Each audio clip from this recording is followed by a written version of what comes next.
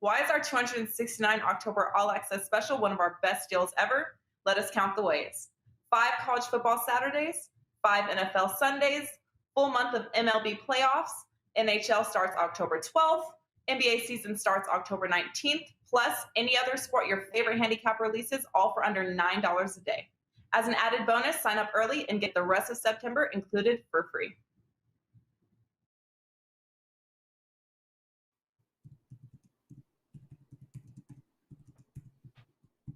All right, look at that. It's another Friday. I cannot believe it now, October the 8th. Welcome in. Happy Friday to you. Time for another edition here of Pony Pundits, powered by WagerTalk.com. Want to put a little disclaimer on this show because the punches will be thrown. I can promise you that it is coming up, especially between the two pundits. And here they are, Marco D'Angelo and Sig in the house. Little unfinished business to discuss from last week's show before we get into, of course, the Grade 1 Joe Hirsch Turf Classic at Belmont tomorrow, that being Saturday. So much to get to here to begin with, but I do, of course, want to welcome Marco in, who continues to dominate in not only college football, but the NFL. Football in general continues to be one of the most profitable sports, not only for Marco, but certainly for his clients. We've got an opportunity for you guys to get in on those profits in just a minute. But Marco, how you been, my man? What's going on? Anything new? Have you tried any new restaurants? Anything happened this week that we need to know about? Well, no new restaurant, actually an old favorite, but I'll get to that in a second. I think I recall somebody, an esteemed colleague, talking about a drug test last week or something. Mm-hmm. Joe, do you happen to have the film for that from last week? Yes, I do. Let's take a look. Yeah, let's take a look. But speaking of drug tests, maybe somebody needs to drug test my esteemed colleague, Marco, on using or thinking that Stiletto Boy is going to even have a shot in this race. His only claim to fame is winning the Prairie Meadows Iowa Derby. He's not going to be part of this mix. If he's in the money here on Saturday, I will buy dinner at Adiamo. Marco, mark my word here. Stiletto Boy is a major toss. I don't care how much trouble he had in the last replay. That was a major toss, Marco, but I'm thinking you had some fun, didn't you? I think Stiletto Boy at 50-1 ran second. And you know what happens when that horse hits the board? Do you have the highlights of that? Yeah, let's see how that worked out for you. Yes, sir. Live from Adiamos in downtown Las Vegas. Thank you, Sig, and thank you very much, Stiletto Boy. See, now this is some horse shit right here. Okay, I gotta rethink the entire hosting of this damn show here, because it's so funny how we kind of seem to forget how that actually turned out. I got one more video for you, Marco. You might have forgotten this, but let me play it. Over a 1578.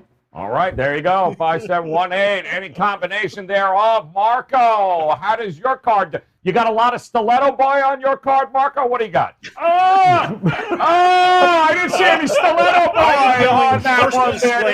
Did you see any Stiletto Boy on that card? It wasn't like I didn't ask him, Sig, did I? Unbelievable. I got no Andy. I didn't even get like the doggy bag. Now you get no scraps of veal, nothing. Excuse me, Joe. Do you remember the last time I didn't give you a horse, and I didn't hear the end of it for a month? Well, I just want to let everybody know that I let Joe know that I had a horse racing this week, and I let Joe know the horse was going to be good. Okay, now you guys, I'm not real good with math, but you tell me how this worked out for me. When I didn't tell Joe, my horse paid $28.40. When I told Joe, my horse paid $3.40. Yeah. Hey, Joe, you know what? Don't look in your inbox for any more tips, buddy. Yeah. You're the only guy that gives out a horse tip where I actually win and lose money. I don't know how the hell that happens, Sig. I've never seen anything like it in my life. Unbelievable. Box of chalk coming your way there, Marco. Ridiculous. Sig, outside of Marco, how was your week, man? What's going on? Oh, Joe, Keeneland open today. It's like Christmas morning again here. in Las Vegas because we have racing from the Bluegrass State, full fields. They have a new wager, it's an all-turf pick $3 minimum. It's going to pay nicely. So it's going to be a nice meet here. We're going to get a few weeks before Breeders' Cup. And speaking of Breeders' Cup, I got some news I can't get right now, but I had a little meeting last night about Breeders' Cup and big news coming. Oh, boy, if it's like Marco's horse selection there, do me if it's anything like the tip out of there, don't even tell us. Just keep it to yourself, Sig. All right, listen, before we get to this Joe Hirsch Turf Classic here, which is the big race at Belmont tomorrow, Joe, I did mention here a couple of things I want to let you guys know. First of all, Marco, of course, head over to WagerTalk.com. Guys, if you follow football at all, the profits continue to roll in. Marco, right now, all of his football wagers has landed him number one at WagerTalk in total profit, up over 75% here, guys. 65% winning percentage. Profits for his clients just over that 75% number. 49-27, guys. That's what he is in football. So right now, you have the opportunity and take advantage of it this weekend, guys. You can get every one of Marco's college, NFL plays from now through the Super Bowl. Everything he does, college or NFL, is yours. And if you hop on, Marco also dominating in Major League Baseball. You'll get everything through the World Series. One low price, guys, $5.49. But you got to head over to WagerTalk.com right now. Visit Marco's page and take advantage of this while you can this weekend. And Sig, of course, continuing to roll it. You heard it, Kid in the Candy Store. Keeneland, people. His daily racing reports up, locked, and loaded each race day by 9 a.m. No reason not to make it a profitable day each and every day during the week, of course, at the tracks with his daily racing reports. WT.buzz/SIG. Go grab those each and every race day. All right, guys, let's do it. The Joe Hirsch Turf Classic at Belmont. Let me see, 8-1. I'm going to think maybe Marco here. Who we start with, Mark? I'm used to the 25-1, 30-1 your way. Which way are we going to go here? Yeah, you're starting with me, Joe. And it is number one, Serve the King. Chad Brown, 5-year-old colt here coming into this race. Now, this is one of those horses where you hear me talk about, we don't know how good the horse is. Yeah, the horse is a 5-year-old. But this is only going to be the 10th lifetime start for this horse. And you look at his last race. Although he did win the last race, this is a major step up in class. The one time he did race in a Grade 1, he finished 4th. Last time out was just a smaller stake, $120,000 stake race at Saratoga. And in that race, he got an absolutely perfect trip. Ground-saving trip around the track, and he was able to slide out 3 wide at the top of the lane and have clear sailing. Now, with that kind of trip, I would have thought the horse would have drew off. He battled right to the wire. Race game, got his head up. Can't take that away from him. But if he's going to be a factor in this race, I would have liked to have seen him pull away a little in that race. He battled too hard to get that win. Could he hit the bottom end of the ticket? Maybe, but he's not on my ticket. I'm looking elsewhere. I've got better horses. Serve the King. I'm not doing any serving. All right, serving the King right off the bat. Chad Brown, Irad Ortiz Jr., guys, leads us into number 2, Arklow here. Interesting about this race altogether, Sig, is that every trainer in here, I believe, has actually cashed tickets, has had a horse in this Joe Hirsch and has actually cashed a ticket. And no different here with Brad Cox coming in with number 2, Arklow, 5-1. What do you think here? Yeah, Arklow is now 7 years old, Joe, but he keeps on going like the Energizer Bunny for trainer Brad Cox. Could be multiple reasons for that, but we're not going to piss off our on this show. He just missed last time out of Kentucky Downs in the Turf Cup Stakes. He mounted a late rally there, but came up just short. Even though Florent Giroux, who was the jockey that day, had to steady him in the stretch run. While his best days may be behind him, he likes Belmont Park with 2 wins and 2 seconds in 4 career starts. If he can repeat that last effort here, I think he could surprise. I don't like the jockey change, though. Florent Giroux is riding at Keeneland, so Jose Lezcano is aboard. Plenty of respect for Lezcano. He's a great turf rider. but he is a step down from a jockey that's really familiar with this horse and the trainer. Arklaw probably using a little lower down on my tickets here. I don't think he's a win contender, but I think he definitely could hit your tickets. All right. Well, listen, won the Joe Hirsch in 2019, 1-for-4 at Belmont here. We're moving on to number 3. Gufo here, Joel Rosario, Christopher Clement. Talk to me here, Marco. 8-5. What do you think of number 3? Well, Gufo deserves the 8-5 morning line favoritism. This is a horse that's done nothing but, seem to win. 12 career starts, 7 wins, 2 seconds, and 3/3. You can't ask for much more consistency. 12 for 12 on the ticket. And then you look at the connections. You got Christopher Clement as the trainer. He's winning at a 20% clip over the last 30 days. And who does he got up? Well, maybe the hottest jock in the country in Joel Rosario. He had a great meet at Churchill and just ready to carry it over at Keeneland in the spring. I believe he was the leading rider at Keeneland. So the connections are there. You look at the last race, and funny note, there's 7 horses in this field. 5 of the 7 are exiting the same race last time out. So, as I joked last week with my esteemed colleague, you got to watch replays. That's where you get the true value of the race. And if you watch the replay, yeah, Gufo won the race, but he got the big jump on the 7, Japan. And if you watch what transpired in that race and when Japan got out, we'll talk about that later when we get to number 7, you'll see why Gufo is my second choice in this race. I thought he was asking to see the replay of him eating the damn veal chop there, Sig. I wasn't sure where he was going. I wasn't sure if that's where we were going again or not. Yes, just there, Sig, just so you can remember what's going on there, Sig. Just want you to remember from here on out. There it is. That's your boy Marco. Number 4, Rock Emperor. Chad Brown, Javier Castellano. Interesting. Came over from Europe, it feels like moons ago, and has pretty much cashed the ticket every race he's had in the stakes. Talk to me about Rock Emperor here at 10-1. Seems like a pretty good price.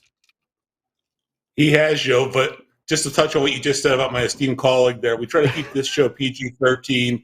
If we had to show Marco eating that veal chop, it definitely would have been a hard R. Woo! But let's talk about Rock Emperor here. Like you said, he has hit the board here in his races, almost all his races here in the States. One of the first things that stood out for me when I took a look at Rock Emperor is the blinkers are coming off on Saturday, and it's a pretty impressive figures that Chad Brown has here when he takes the blinkers off a horse. He's winning at 31% rate, first time with blinkers off. He's in the money 77%, more than 3/4 of the time when the blinkers come off.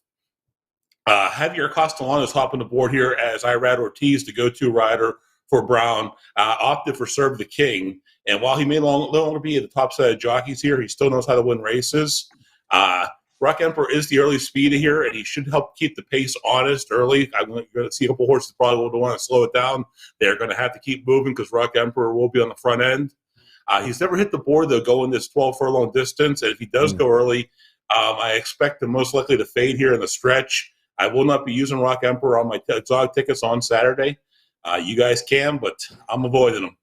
Oh, and there's got to be something behind it with Chad Brown and Castellano there. Moving on, number 5, Cross Border, 8-1 here. Marco, Mike Maker, and our boy Luis Saez here. I believe a 7-year-old ran in the Joe Hirsch last year, finished 6th. What kind of chance do you give Cross Border here? Yeah, this is one of the elder statesmen in the race, 7-year-old, 36 career starts, 10 wins, 8 seconds, 5/3, ultra consistent horse. I just think that Father Time's maybe going to catch up to this one, just lost a step. The thing is that losing him step still has him competitive with this field. And if you look, as I said, 5 of these horses exited the same race last time. Well, lo and behold, this horse finished 3rd. And when you're talking about hot jockeys, Luis Saez, he's dominated the New York circuit this summer. And early fall. I got to look for him to get a shot to run late in this race. With these turf races, they line up on these mile-and-a-half races, marathon races, and then they sprint home. This one still finds a way to get it done coming home. I'm going to look for him on the bottom side of the ticket, meaning finishing third or fourth in the trifecta and superfecta. I don't think he can win this one, but I do think he can run on the ticket, and I will be using this horse on Saturday. All right. Well, here's an old familiar one. How about Channel Maker? Speaking of 7-year-olds here, Bill Mott, Manny Franco, a 6-1 morning line here, Sig. Interesting enough, this, I do believe, is the leading money earner in the field here, and that's saying a lot because there are some horses that just don't miss the board. What do you think about Channel Maker in this one? Yeah, Joe, I've enjoyed watching Channel Maker here over the years, but I think at 7 now, like you said, his best days are most likely behind him. They shipped this horse, this gelding, well, he is a horse too, but they shipped him to the Middle East back in the spring this year, late winter and the spring. He raced at the Saudi Derby, and he raced over at Maidan in the UAE. They were basically chasing the purse money there, and I can't blame them. I mean, they were big purses to race for, but ever since he got back here, he's had 2 races in North America. Nowhere competitive in either one of those starts. Bill Mott's found a lot of success with this horse. They've made a lot of money with him over the years, including winning last year's edition of this race. But I'm sorry, he's a toss for me this year. All right, not going with Channel Maker. Screw you, yo. Let's go to number 7 here, Marco. Japan. Interesting. Well, figures. Now I know why Marco went first. Japan 5-2 here, Marco. All right, talk to me here about this European invader from Aidan O'Brien. What do you think? Yeah, I like this horse a lot, Joe. And as I said, guys, do yourself a favor. Go back and watch the replay of the Resorts World Sword Dancer. And that's going to do your handicapping for you in this race. There was a key moment in this race heading into the last turn, and it was the difference of the race. Japan was down on the inside and got beat to a hole. Gufo split horses and then was able to get to the outside and get that jump coming off the turn. If you watch Japan and just focus solely on Japan the whole way around the racetrack and watch the trip that the horse had, have the inside close up on him, then have to come to the outside and then get the horse flying in the stretch, he got up and still almost won the race. If he gets the jump that Gufo had in the race, he wins for fun. I got to put Japan on top of my ticket. Now, I will put one asterisk to Japan. Aidan O'Brien's top jock is always Ryan Moore. And we've seen Ryan Moore make the trip across the pond to ride some of these big races over the summer. He didn't make the trip for this one. And I'm not sure if he's got a big race overseas this weekend that he's not coming over, but I'm not really familiar with Wayne Lorden here, but Aidan O'Brien knows what he's doing, and he named this jock, so I'm sure the connections are good and everything will be fine, but I would have rather had Ryan Moore, and I would have really been liking this horse a lot more, but I still like him an awful lot. I don't know if I could really like him anymore, but that would be the icing on the cake. So for me, it is Japan to get this one done. All right, there you go, guys. It is one talented field here of turf runners for the Joe Hirsch Classic tomorrow at Belmont. Opportunities galore here with these 7 entries. And Sig, I'm going to come to you first, my man. Run it down for us. Talk to us about what your card's going to look like here for this race. Well, Joe, Marco had the odd horses this week. He had all the favorites. And you know what? Most of those horses are the ones that hit my ticket here. So I get to talk a little bit about them. Yes, I like Japan on top here, the 7. Marco just told you Ryan Moore didn't make the trip. I expect them back here for Breeders' Cup next month at Del Mar, back on Japan. Japan might be the best turf, arguably the best turf horse in the world right now. And he did have a rough ride here in the Sword Dancer. Still was just up there, almost caught Gufo. I think he's going to have a better trip here. 7-horse field, started on the outside. He can control how he wants to run the race here. Wayne Lorden is a good toe rider for O'Brien over in Europe, and he has won a Breeders' Cup race here back in 2019 with Iridessa, so I don't have any concerns about that. I did use Gufo in second. I think he's one of the best turf horses in the country. I just think that Japan's going to get the jump on him here. He's never missed a board in 12 career races, though, so he should be there on all your tickets, guys. Gufo will be definitely on your ticket. Cross Border, the 5-horse for Mike Maker. Luis Saez aboard. He's never won in 6 tries at 12 furlongs, but he is 7 years old. He's hit the trifecta in 4 of those attempts, including the last out in that sword dancer, like Marco pointed out here. And Saez has been aboard for his last 3 races. He's hit the board in all of those. Guys, I'm using him underneath here. I think he'll be part of the trifecta and your superfecta. So 7-3-5-2 for me. All right, 7-3-5-2 for Sig. And a reminder, guys, Sig's daily racing reports available each and every race day by 9 a.m. Eastern time. Just log on to Sig's page over at WagerTalk.com and get his full card for the day at each track. Keeping in mind, of course, Keeneland getting ready to go underway here. He's already excited. Look, he's smiling ear to ear, Marco. It's unbelievable. Just say Keeneland, and he giggles. It's hysterical. All right, Joe, Marco. Let me jump in here. Just so you know, Saturday's Keeneland card is already available over at WagerTalk, guys. So if you watch this show, you already get my Saturday selections and tickets. They're already up there. Do it, guys. Don't waste any time here. Look at him, still giggling. Look at him. He just likes to say Keeneland. Marco, talk to me. What's your card looking like here, man? Well, you know why Sig's got Saturday's card done already? Because he didn't have any money left after I punished him for dinner to go out and do anything. He stayed home and did his homework.